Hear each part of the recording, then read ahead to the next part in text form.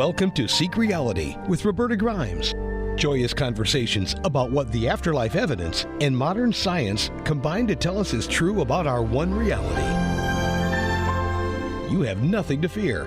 You are eternal and you are perfectly loved. Knowing the truth changes everything. Now, here's Roberta.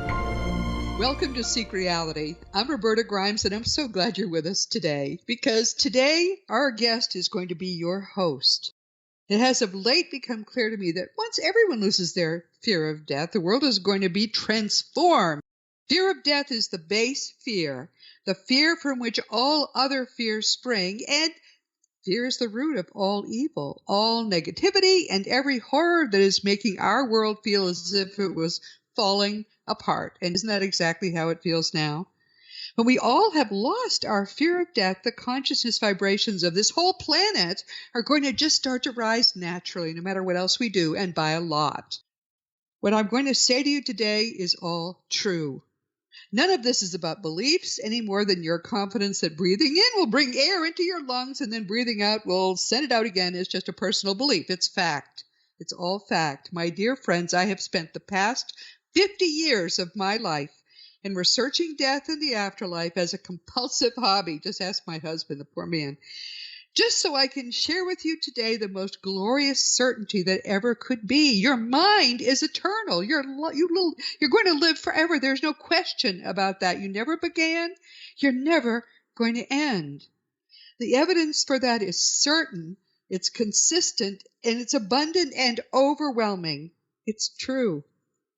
We've had many guests on Seek Reality who have shared with you all kinds of evidence that your life really is eternal. And we've talked here about the wonderful, glorious afterlife that awaits us all. That's why if you look in the past episodes, I've personally spoken about all those things. But I really don't think I have so far had a guest or talked myself very much in detail about the process of dying. What's that going to be like? And it's important that we all know now what death is going to be like, because near-death experiences have nothing to do with death. I interviewed Raymond Moody and asked him, what's the relationship? He said there is no relationship. That's why they call them near-death experiences. And he's the one, as you know, who coined the term. They have nothing to do with death. They're beautiful. They show us a great many wonderful things, but they don't tell us anything about death. People now will say things like, well, you'll see a tunnel and a light, but you won't. You won't see a tunnel, you won't see a light. That happens just in near-death experiences. It seems to be a rescue device for when people are out of their bodies and entering the astral, to make sure the lowest astral planes are very negative and full of nasty beings. And that light is the light of the astral, and the tunnel gets you through the negative beings. It's all pretty simple. But that doesn't happen when you die. Your mind is powerful, so it's important that you know the truth, because if you start believing other things are going to happen, your mind can create what are in fact illusions, and you can end up stuck in those illusions for a very long time. So please listen carefully today. Please learn the truth, because as Jesus said, and it's true in a lot of things, it's certainly true in this, the truth does set you free. Death is a universal part of life. The death rate is 100%. So the level of misinformation that still exists around death in the 21st century is frankly horrifying. So much of what we're told by those we venerate as authorities in science, in religion, in culture, is scary, it's silly, and it's just plain wrong. The fact is that the truth about death has been known for more than a century, so there is no excuse for all this depressing misinformation and frank nonsense. We actually plan for our eventual deaths as part of the life planning process. This is before we're even born. All the important events of our lives are planned, who our family will be, who we're going to marry, the kind of work we'll do, and especially how we're going to use our lives for our own spiritual growth and to aid in the spiritual growth of other people. That's all planned. And we also plan in 2 or 3 exit points that our higher consciousness can choose if it determines that for whatever reason our time has arrived to leave this lifetime. Nobody wants to be here. As soon as your higher self determines you've gotten about the most you can out of the lessons you're going to learn in this lifetime, believe me, you truck on home. There are a lot of ways, as you know, to die, and nearly all the deaths that we ever could experience are planned, believe it or not. Accidents are planned. And that's something which surprises a lot of people. Yes, you can have a death that isn't planned, but those are very, very, very rare. Nearly always, even accidental deaths are planned. Very seldom do we know at a conscious level that we're about to die, but when you go to a celebration of someone's life, you'll often hear all these stories about when they were, 6 months ago, a year ago, 5 days ago, they were doing things. They were meeting people they hadn't seen in a long time for lunch. They were telling their wives where their bank accounts are, all these last-minute things. Subconsciously, they certainly knew that they were about to boogie on home. I think it's very important we understand that all of this is under our own control. Even if it's not our conscious control, it's certainly under our own control. And the day of your death, believe it or not, is meant to be the happiest and most beautiful day of your entire life. It's the day when you will be reunited again with loved ones you may have thought you never would see again. The day you get to see and hug the guides who have helped you make the most of this lifetime. And it's the blessed day when you leave this illusion far behind and return to the joy of your true home. For most people, death is just that wonderful. But I've lately come to accept the fact that our willful cultural ignorance about death still means that far too many people are botching their well-planned deaths. They end up taking temporary detours to nowhere. We'll talk about that, but first, let's talk about what actually happens in the sort of well-planned death that most of us can look forward to enjoying. And you're going to need to keep an open mind. If you can approach your death knowing just in general terms that the process is going to be easy and happy and you will at every moment be cared for and supported by your loved ones, if that's all that fills your mind at your death, then you're going to manage it just fine. You may be one of the fortunate ones. My mother was one of these. She just fell asleep here and she woke up there. But most of us are awake during at least part of the death process. And some of what happens during your death is going to feel odd, maybe not scary, maybe not painful, but odd and confusing to you that you don't remember having died before. So it helps if you have a general idea about what to expect. Unless your mind has planned to take an exit point in an accident, an auto accident. Mikey Morgan, who is often our guest, he died in an auto accident when he was 20. Nobody else was even injured, and he was killed. That was the plan. But if you're not going to die in some quick way like that, you're going to have your body weakened by a whole lot before you get to the place where you get to die. And this can be frustrating. Cancer, any other kind of wasting illness, old age, those aren't fun to go through. In fact, when I first published The Fun of Dying, people would come up to me and when I did speaking engagements and they would say, "What do you mean? It's not fun to die. So-and-so's had cancer for years," and so on. No, getting there is not fun. But believe me, when it starts to happen, that starts to be a whole heck of a lot of fun. If it's an unplanned traumatic death, you may in fact find yourself alone. That's the only reason, the only time you'd ever find yourself alone. In a death like Mikey Morgan's, any kind of auto accident, any kind of planned death like that, you will not be in the car when the crash happens. We're told that very emphatically. No. People talk about going right through a solid roof of the car because, of course, it's their mind, their spirit that's going through the roof of the car, and they see the crash from above. And right there with them is someone they love or one of their spirit guides or sometimes more than one person. You're never, ever alone. So if you find yourself standing by a swimming pool and seeing your dead body floating in the swimming pool, you know that was a true accident or a car accident, whatever. If you think you've died, there's nobody else there, all you have to do is call for help. People who have done that and said, hey, wait a minute, somebody's supposed to be here. People who have done that say that immediately a very advanced being, and you can recognize them because they're tall, thin, and they glow a lot, and they seem to be androgynous. You're not sure whether they're male or female. One of those will arrive right away, right from the top of the 6th level, and they apologize for not having been there when you actually went through the transition. So you have nothing to worry about. It's all wonderful, exciting, and fun. Okay, now let's talk about the usual death in more detail. Most of us die in bed of disease or old age. That's the way it is. And it could be a long process. Your body has to be weakened by a lot. But generally, within a day or two before the actual death happens, there's a burst of vigor. Doctors see that as a sign that the process of actively dying has begun. One of the things that may happen during those last couple of days is what's called terminal lucidity.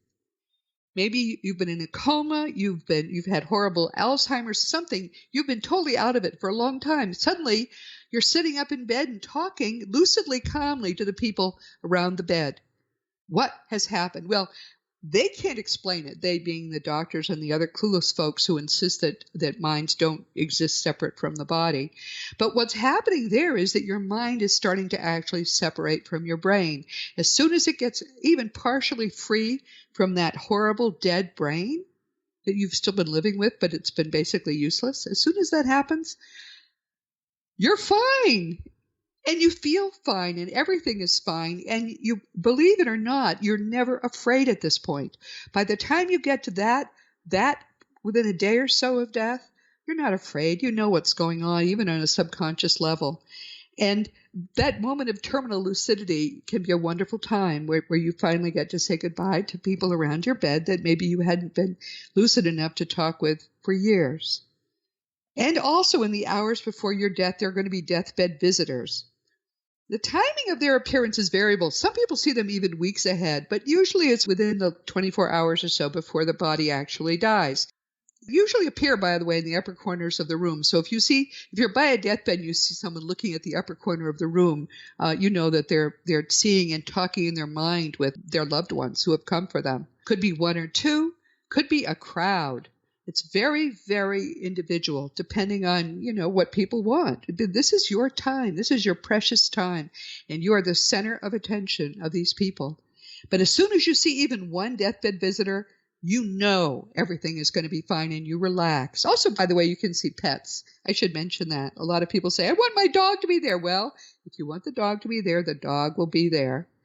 These people and these animals all look young and happy and healthy, and they sometimes even people around your deathbed, living people, will see them. There's a book by Dr. Raymond Moody called Glimpses of Eternity. It details some of the phenomena of shared death experiences, is what he calls them. So you are seeing people around your bed that you thought were dead, and they're young, healthy, and happy, and so you have relaxed, and your body is actively starting to die. One of the things, if you're awake, that you will feel is what I call unvelcroing. Your energy, you're built like a Matryoshka doll set, nested dolls. The outer part, your material body and the energy body that's protected you, your aura, that's all going to die. But what's inside is more nested energy bodies, and they leave, but they leave as a mist. So what happens is first the people who've been through it and been awake at the time say it feels like a lot of tiny threads are letting go inside first your fingers and toes, then up your arms and legs into your torso. And then it sort of gathers there and leaves your body as a mist, either through your chest or through the top of your head. And people can see that. By the way, there is on the internet a mouse death in which this is seen, and it rapidly disappears. And the reason is, as soon as that mist, which is you, is free of your body, it starts to rise in vibration by a lot. And people usually who are around the deathbed can't see it anymore. But what's happening is in the air, your body forms into a beautiful young you. It's naked, yes, but very quickly you realize, oh my goodness, and you clothe it with your mind. And around you are all these people that you thought you'd lost. Everybody's hugging you and loving you, and it's wonderful, but your body is still alive. However, that silver cord that has kept you connected your whole life is fraying now. And as soon as it breaks fairly quickly, your body dies. The only thing that has kept it alive for the 80 or 90 years before this moment is the fact that it was attached to you by the silver cord. It's dead now. Go immediately then with the people who have come for you. Don't hesitate. Don't wait. Don't even think about talking to the people around your deathbed. And they're all going to be feeling for your pulse. They're going to say, oh my goodness, he's dead. She's dead. Leave. Because if you pay attention to the people around your bed, you are almost guaranteed to lower your personal vibration enough that you'll no longer be able to see mom and dad and everybody else who's come for you, Fido. And then you're stuck out of time. That's a very, very bad situation to be in. So leave. And the process of leaving is actually very easy. Again, no tunnel and no light. What happens usually is you and the people around you are raising your vibrations together. And all of the places that you could go are all in exactly the same place. Think of TV channels. The TV doesn't move, right? You just turn the dial. Well, you're turning your mental dials together to a slightly higher channel. So the room around you where you died gets vapory and vague, and it just disappears. And in front of you, as the mist clears, is this beautiful, beautiful place. There are a couple of afterlife channels below it, and there are many above it. They all exist, as I say, right where we are, but it's more beautiful than anything you have ever seen or imagined. And it looks like the earth, except it's got green and other gorgeous colors. There's nothing decays, not a leaf ever falls, flowers that are as large as people. And it's beautiful, and it's full of love. Love is the air you breathe. There's a white light that illuminates it, which literally is the Godhead's love.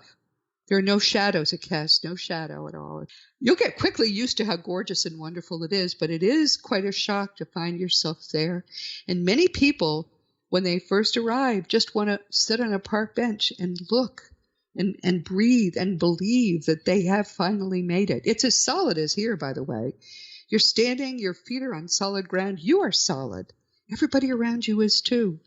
But it is beautiful. And so that is how death happens. Think how easy that is. All you had to do was pay attention to those deathbed visitors and not pay attention to reality that you thought was reality. Realize it's as vague and vapory as it looked to you when you finally left it. It's never been real. And the people around your deathbed you'll be able to give signs to and give hugs to after you have gone home. But first you've got to go home. So that's what happens when everything is right. And most of what can go wrong, actually, is a product of pure ignorance. I used to think it was only a few % of people who had problems. However, as Mikey Morgan is our wonderful friend, he's coming back again in a few weeks. Mikey Morgan is a 6th level being who communicates with us from the level just below the source through his mother. He deliberately took an extra lifetime, hundreds of years after he had finished incarnating. He's really very close to rejoining the source. And he talks to us. He's able to tell us things for almost nobody else communicating from there can tell us, because I know of nobody else who ever has been at that level and has communicated through a living being to whom he was emotionally close, as you are close to your own mother. So he's in a unique situation. And we asked Mikey, because I was curious, Mikey, how many people go off track at death? I thought he was going to say 5%. He said almost 25%. 25%. I couldn't believe it. He hastened to add that most of those people are rescued pretty quickly. It isn't that they're off track for long, but they don't get that easy, happy transition that I just described. Oh my goodness, Mikey, that's terrible. That's when I decided it's very important. It's important for 2 reasons to make sure you understand what happens at death. First, when you lose your fear of death altogether, you will never fear anything else again. What can harm you? You are God's best beloved child, and you are eternal no matter what anybody around you does. Nothing can touch you. As A Course in Miracles says, nothing real can be threatened, and nothing unreal exists. In that lies the peace of God. And that's true. That's very true. So that's the first reason I want to make sure you know what happens at death. But the second reason is you have a 1 in 4 chance of going off track if you don't know what's going on. So let's talk about some of the things that can go wrong. Let's talk about how you can make sure those things don't go wrong in your case, because it's very, very, very important that you have an easy and a happy death, especially since that's the way it's planned. It's planned to be not a problem at all for you.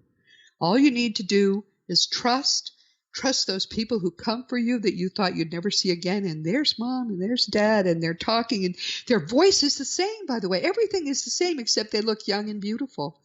It's just an amazing experience. You all know that when Steve Jobs was dying, he was to say goodbye to his family, and then he looked beyond them and he said, "Oh, wow. Oh, wow. Oh, wow." Well, that's how you're going to feel He's seeing his deathbed visitors, and nearly always people then, he stopped talking at that point to the people around him. Nearly always people do. What is there to say to people who are still alive and stuck here when you know you are about to go home and there is mom and dad waiting for you? So wonderful. But anyway, as Mikey says, things can go wrong. So let's talk about what some of those things are. Religions are a real problem in this situation. Most religions foster beliefs about what happens at and after death, and they all get the process and the facts wrong. All of them do. Every single religion does. There is no exception. Christianity is among the worst, by the way. The problem with Christianity is that it is really built on fear. We're going to have to talk about that some more here. We haven't talked about it in a while. But what could be scarier than the thought that God can't forgive you unless he gets to watch his own son being horribly murdered? That makes him feel better and he'll forgive you? Oh my God, what a horrible belief that is. It's not true either, and Jesus didn't say anything of the sort. His death was very important, and the fact that he died as he did, and then he literally was resurrected, that's all very important, but had nothing to do with your sins. If you see your 8-month-old baby playing on the rug and the baby spits up a little and then goes on playing, how angry are you going to be at that baby? Well, that's about how angry God will ever get with you, no matter what you do. Because we are spiritual babies here, and we're trying our best to grow. But if you're a Christian, you're going to have some terrors. One of the things that I've learned from hospice workers about the process of dying and in general is that the strictest Christians, the most devout church ladies, are the ones who are most terrified as death approaches. And they uniformly will say to the people around them, I wasn't good enough. I'm not going to get to go to heaven. Or I know I'm going to end up in hell. And some of them are terrified. I mean, just think of the fact that there are 40,000 versions of Christianity, and many of them say they're the only one, or the best one, or the one you have to pick. How do you guess which one to pick? And there are people who believe that if they guessed wrong, they're going to hell. There are people who actually believe John Calvin was not a crackpot. And those people believe that before we were created, some of us were created to go to hell. And no matter how good we are, we're going to go to hell. And others, no matter how bad they are going to go to heaven. That's, believe it or not, a genuine Christian belief that is still held in some churches. So in that, we're kind of in a mess. The first thing I want to tell you is there is no hell. There is no fiery hell at all. People say, oh, Jesus talked about it. Oh, no. He talked about what he called the outer darkness, where there is wailing and gnashing of teeth. And believe it or not, that's exactly what exists. It's cold, dark, smelly, and disgusting. And that's the lowest level of the afterlife. That is a punishment level. It's a punishment level, but God doesn't put us there. There's no evidence whatsoever that God ever has. No, the person who puts us there is ourselves. The most important thing you can do with your life, believe it or not, if you want an easy death and a happy afterlife, is to learn to forgive. I don't care what anybody has done to you. Give yourself the gift of learning how to forgive easily and automatically, because when it comes time for your life review, and that's right after you get there, that's very soon after you get there, you're going to get to see how you affected everybody else you came into contact with in this whole life, and you're going to have to forgive them. And then the hard part comes. You're going to have to forgive yourself for everything you've ever done. Nearly all of the people in the outer darkness are apparently people who could not forgive themselves for their human flaws, for what they did wrong. You don't want to be in their position. So learn to forgive. It's easy. And learn to forgive yourself, because God already forgives you, of course. If God can forgive you, why can't you forgive yourself? There's just a little bit of wisdom there. We ought to talk more about that, though, because it's very, very important. Okay, why do people go off track at death? First, of course, is religious terror. Whatever you believe that is fear-based, and you learned in the course of your religion, is going to be an obstacle when it comes time for you to die. There were religions in the early part of the 20th century. I don't know what they are now. I think there were Christian denominations. And the preachers didn't want people to think that they could sort of escape they were starting to get good evidence 100 years ago about what actually happens at death. And these clergymen fought back by saying, demons will come for you. They'll look like your mother and father, but they'll be demons. So don't go with them. So when the deathbed visitors would come for these poor souls, what the people would do would be to say, oh, it looks like mother, must be a demon, and they wouldn't go. And probably close to 100% of those poor people ended up earthbound. To be earthbound just means you don't have an easy way to get to where you're going. There's an easy automatic way provided, but you decided to skip that train, and so you're stuck here. One by one, those people have to be rescued. It's not easy because you first got to get them to see you. And one of the things I'm sort of going off track here, but I will come back in a minute. One of the things, if you have had a good life and you're reasonably highly vibrating, one of the things that will happen really right after you die is that some advanced being will say, will you come with me and we'll do some rescue work? Because they can do the rescue work. You are someone they can still perceive because you are not vibrating as high as you will very soon. So they'll go with you into the outer darkness or into, alleyways and horrible places on earth and point out someone for you to go to, someone who has died maybe a long time ago. And if you can get their attention, then you can focus their attention on the advanced being who's there with you, and you can help with wonderful rescue work. Be prepared. If someone asks you to do that, it's actually an honor, and so be prepared to do that until you're vibrating high enough that it's no longer possible for them to see you. So religious terror is a terrible thing.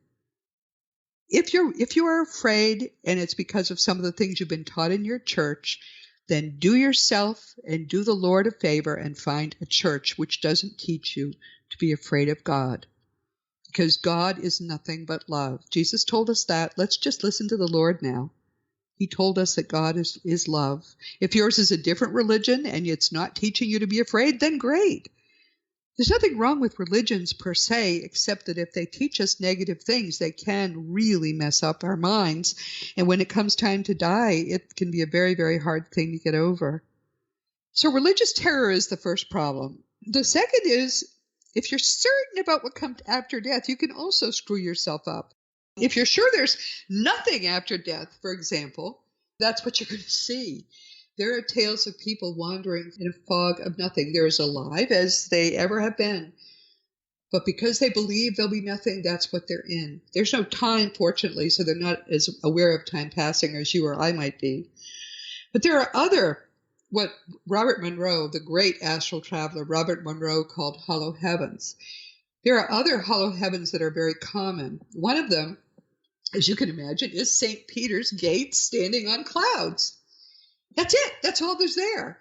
And if you are convinced that that's what's going to happen, you've seen too many cartoons about somebody, meeting St. Peter at the pearly gates. If that's what you think is going to happen, that's where you'll land. Right there. There'll be people around you and they'll all be as confused as you are because there's of course nothing there. It's not real. It's like a dream.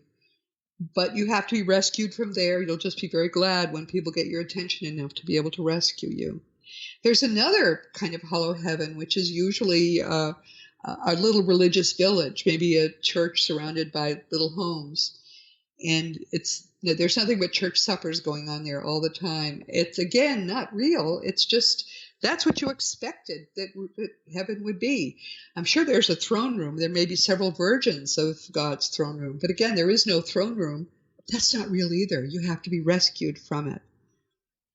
But you always will be rescued. And as, like you said, in most cases, it's pretty easy for them to rescue you because you still are vibrating higher than you were when you were in a body. And if they can get your attention at all, then they will be able to bring you home. Not a problem. But still, you missed a lot of the fun. You don't want to miss the fun. So don't have any preconceived notions. If all you think about dying is that it's going to be fun and safe and happy, and you should just, listen to the people who really know what's going on, you'll be fine. That's all you really need to know. Another problem people can have is thinking they're going to hell. If you are convinced that you're going to hell, you absolutely will do it, guaranteed. There's a hollow hell, and it's got real flames, but I don't think the flames actually hurt you. But it's scary as all get out. So immediately when people get there, having put themselves there, they start screaming, and immediately then they're rescued. That's the easiest rescue to have happen to you, because you don't want to be in hell. And of course, there is no hell, so it's easy to get rescued. Here's another tragic kind of thing that can happen. If you have loved ones around you begging you not to die, you can end up stuck there. This happened not too long ago. They were rehabbing a hospital, a very old hospital, and a medium was touring it. And she found a little boy lying in a broken hospital bed. He had died at least, as they figure, at least a century before. They weren't sure who he was. The last thing his mother had said to him, he said, was, "Don't go until I get back. Wait for me." And there he was, having died that same night, still waiting for his mother to come back. The kindest thing we can do for the dying is to give them permission to let go. And yes, they did rescue him. And yes, he did go to his family finally.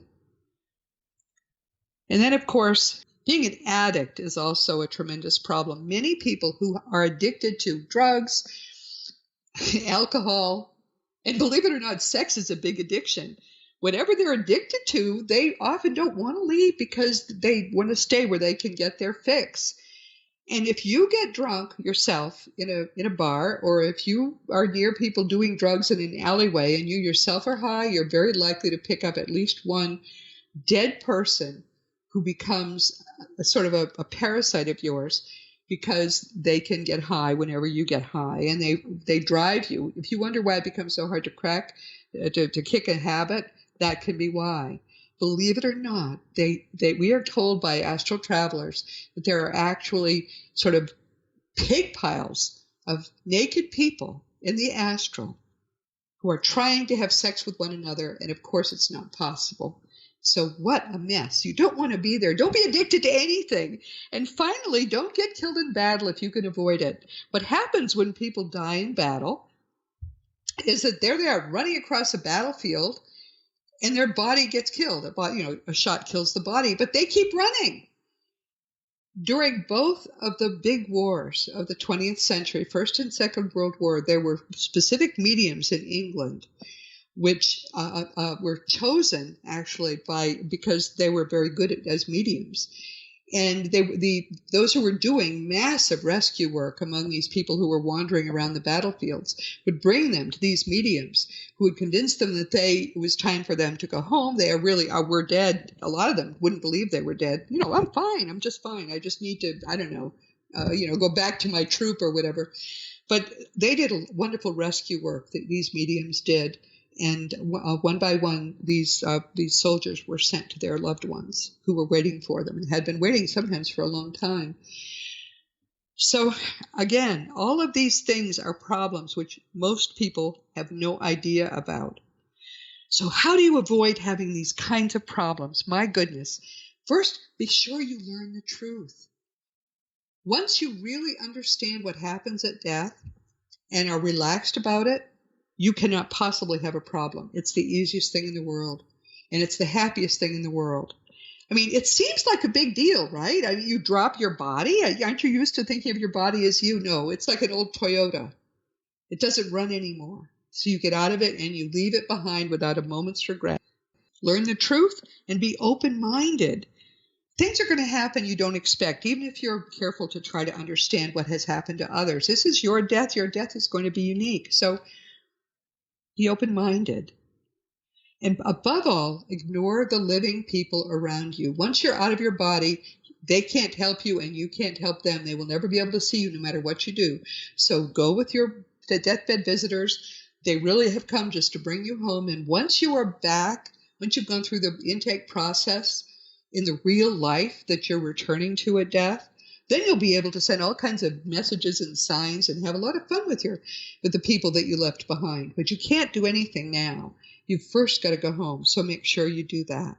Trust and follow your beautiful deathbed visitors. That natural death process is a passage back, really, from an illusion, which is all that this is, to the greater reality that's our eternal home. And you're thinking, but it's an illusion too. Oh, yes, it's an illusion too. It's just a much more solid and certain one than this illusion that we're here in now. You'll realize that when you get back. The trip is really quick and easy, and there's nothing about it that's scary, but we just have to make sure we're ready to do it and we do it well. Then we'll be fine. If we all work together to spread these truths, then soon the tragedy of people going off track at death, or people angry with one another and willing to be angry because they think death is the end, all of these things are going to go away. We don't even have to get people to raise their spiritual vibrations. Just knowing the truth about death will raise them enough to transform the world. We can bring the kingdom of God on earth. But this is what we all need to do. So each one teach one, as they used to say in the army. It's all good. It's all good. What awaits us at death, as I've said, is more wonderful than all our most glorious hopes. And that's all I have to say about it today, because we're coming to the end of our time. This has been Seek Reality with Roberta Grimes. I'm so glad you could be with us today. Hasn't this been fun? There's so much more I wish I could tell you, but it's difficult sometimes because everyone is at a different stage, and I don't know exactly where you are, and I'd like to speak to you just in the place where you are. So if you have questions that I've inspired today, don't hesitate. Just send them to me through the green contact block on robertagrimes.com, and I will answer your emails. It's so important to me that everyone who's listening now is going to know the truth and be freed by the truth to just have the most glorious death that you can possibly imagine. Please don't ever forget that you are a powerful, eternal being. You are. You never began, you never will end. And when you really get what that means and all that it means, it changes everything in your life for the better. Next week, we're going to be talking with Dr. Ann J. Clark. And I've wanted to have her for a guest for years, to tell you the truth, so I'm very glad about this. Ann Clark has spent most of her career as an academic researcher, and she's a Michael Newton Institute certified Life Between Lives facilitator and a Reiki master. She's the owner, and she practices her craft at Wisdom for Wellness in Hoover, Alabama, and her Great Loss workshops are popular online. So we'll talk next week about how to start doing that if you'd like to do it. Anne is going to be talking in particular about the Newton Institute, which carries on the work of Michael Newton, the author of the very, very popular Journey of Souls and Destiny of Souls. Now, if you read those books, you'll find that what these people talk about between lives is very different from what we often talk about. And I'll make sure you understand why there are differences. Basically, we get to see the scenery.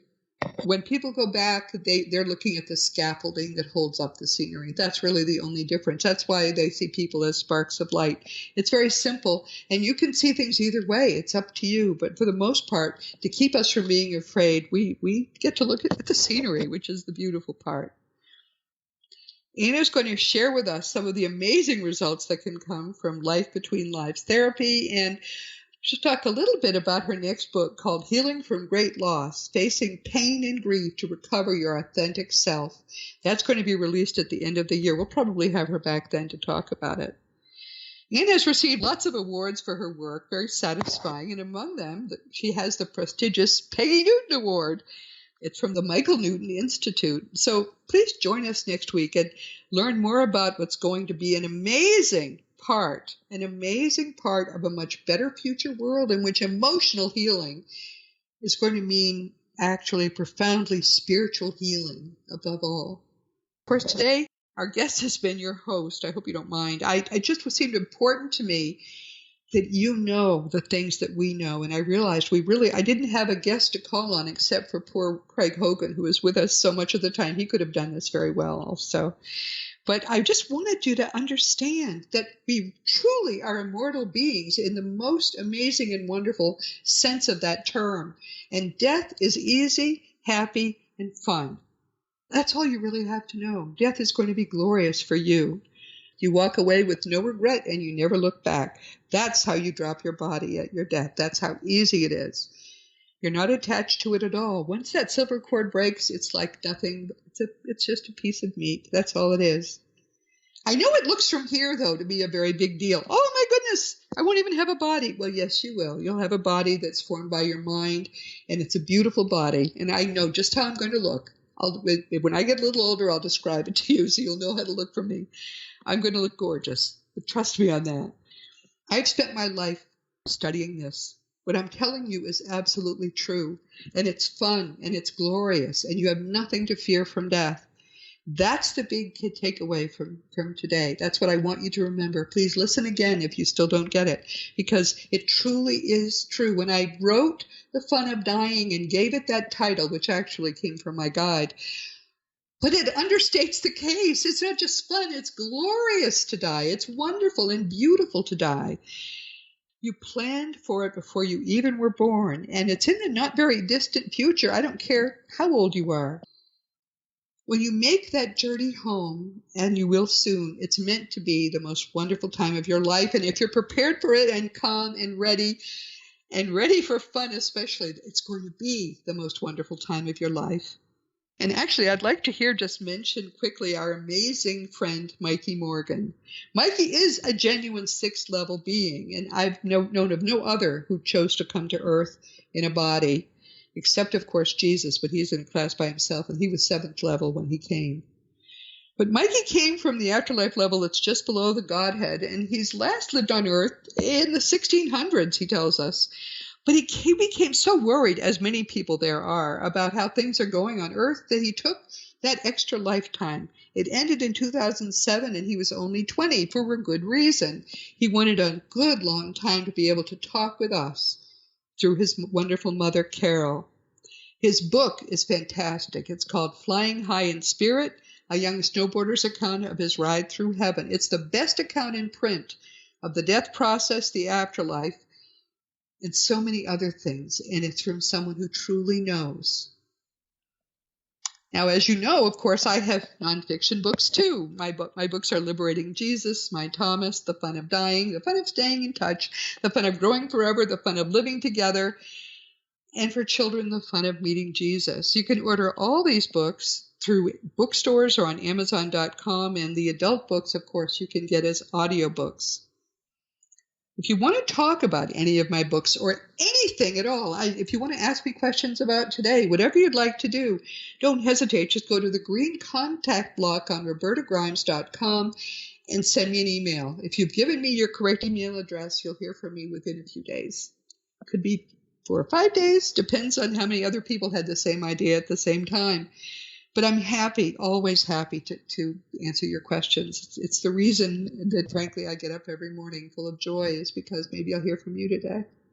Past episodes of Seek Reality are available on webtalkradio.net, realrevolutionradio.com, iTunes, iHeartRadio, Revision 7 Radio, and just about anywhere else you can find podcasts. So it seems we're everywhere now. There also is, of course, an app in the iTunes App Store and other places as well, apparently, where you can, it's just the Seek Reality app, and if you have it, and it's free, you'll get new episodes as they first are issued, so that makes things very easy. My role, my whole role, not just in your life, but in my life too, my whole reason for being, the reason because I'd love to go home, believe it or not, I can't wait. But the reason I'm staying and continuing to stay and getting up at 4 a.m. every day, all of it is just to help you understand what reality is, what the truth is. I don't want you to have to spend 50 years figuring things out as I did. I want you to learn it, and it takes less than 2 years if you apply yourself. You can learn the truth. You can get to exactly where I am. You can know as much as I know, and it's only going to take you less than 2 years if you apply yourself. And believe me, that changes everything in your life. It turns, life sucks, then you die, which is basically a tragedy, into a comedy, into the most joyous thing you can imagine. You won't be able to stop smiling because your life is eternal. You are the best beloved child of an infinitely precious, perfect, loving Godhead. That's you. I want you to know that. With everything that's in you, I want you to know it and to feel it, because it will transform everything for you, and that's That's why I'm probably going to make me stay till I'm 92. Good grief. Anyway, so we've come to the end of our time, my dear friends. This has been Seek Reality with Roberta Grimes. Please enjoy. Please make the most of this coming week in our one reality, always knowing that you are a powerful, eternal being. And you, most of all in the universe, you are infinitely loved. You've been listening to Seek Reality with Roberta Grimes. Roberta blogs and answers questions at robertagrimes.com. Join us every week as we explore what the afterlife evidence and modern science combine to tell us is true about the one reality we all share. Knowing the truth changes everything.